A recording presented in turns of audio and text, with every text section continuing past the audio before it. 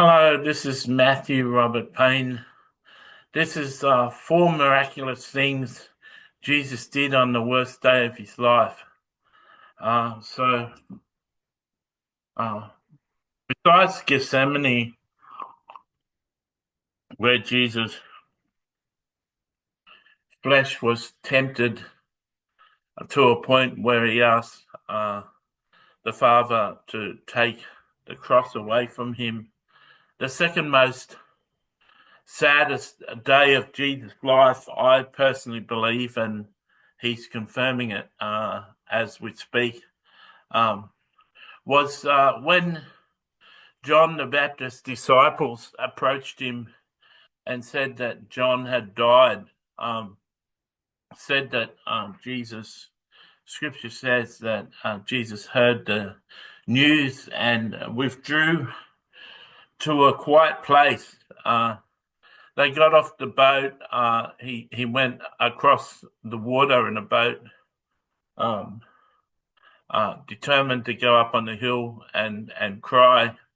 When he got off the boat, a crowd gathered, and it says in the Bible he had compassion on them and healed their sick. So that's the first miraculous thing that he did. We're told later that he fed the 5,000, and it was 5,000 men, women, and children. So out of 15,000 people, he had compassion on them. He was really sad. He'd withdrew himself to cry and to have a time of bereavement.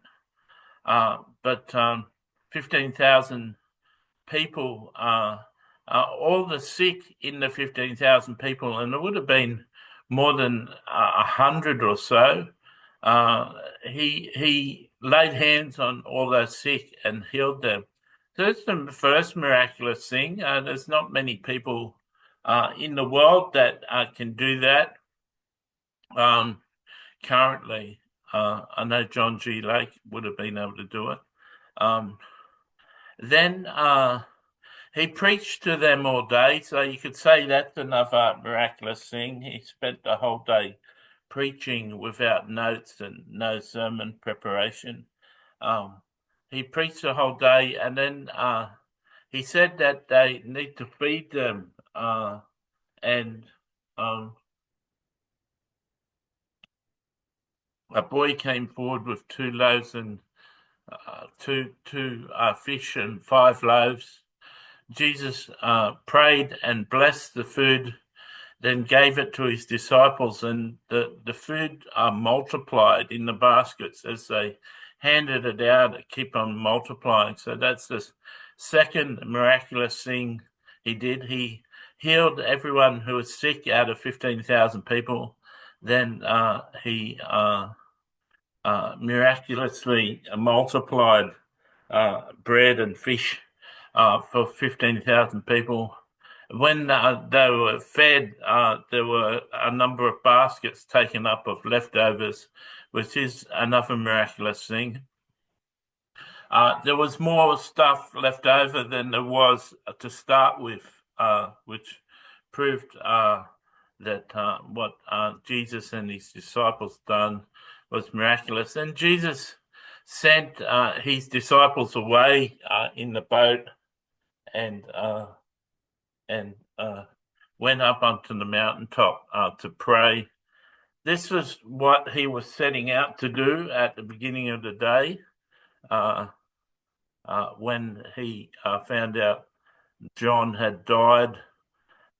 It says he withdrew to a quiet place, and now on the mountaintop, he was with his Father, and he was in that quiet place, and he spent a number of hours up there because it said that on the third watch he appeared on the water. So when he got back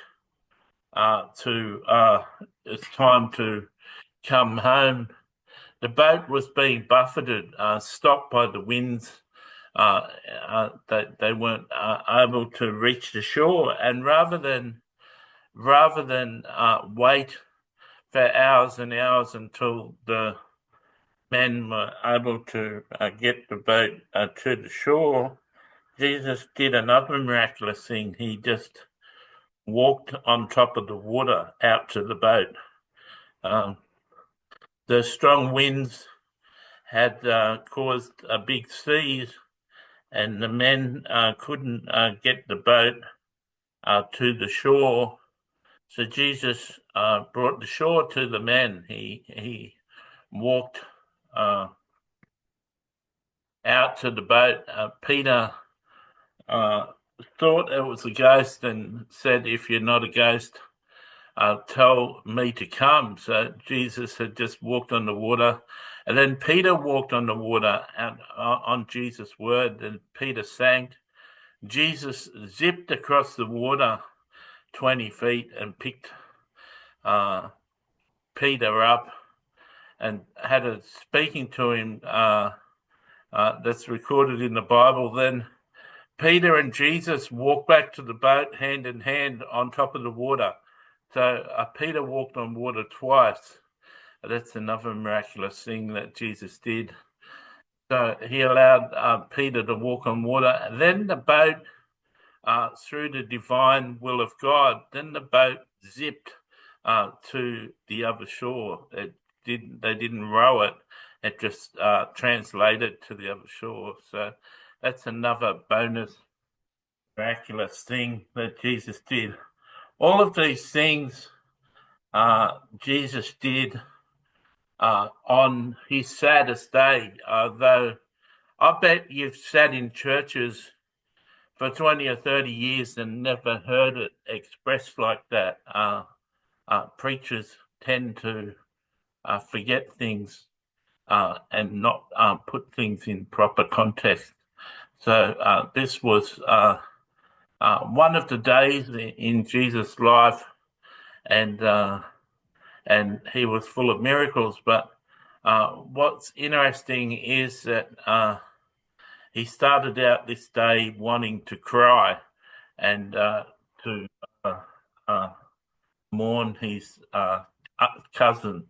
And I hope you learned something from this. I'd love to hear your comment.